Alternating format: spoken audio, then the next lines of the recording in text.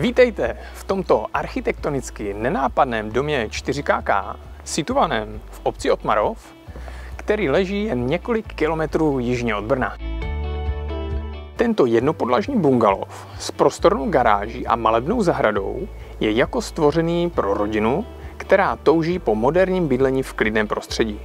Dům byl postaven v roce 2011 na okraji obce v jednosměrné ulici, což zaručuje maximální bezpečí a soukromí.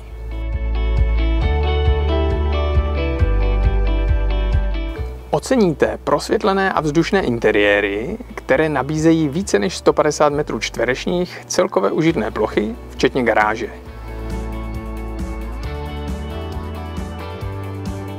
Dispozice domu zahrnuje 3 ložnice, 2 koupelny a obrovský obývací prostor s kuchyní, ze kterého můžete přejít na prostornou terasu a dále do perfektně udržované zahrady.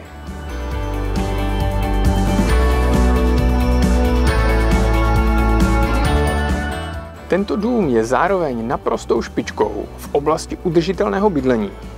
Má vlastní fotovoltaické panely na střeše, studnu napojenou na vodovodní systém domu a rekuperační jednotku pro efektivní větrání.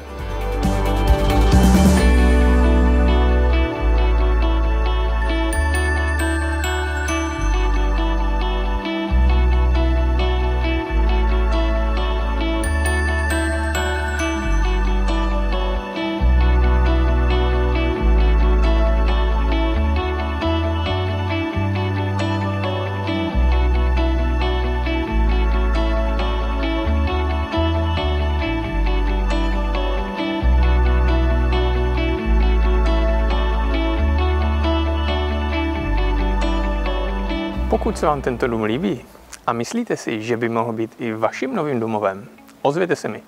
Rád vám ho osobně ukážu.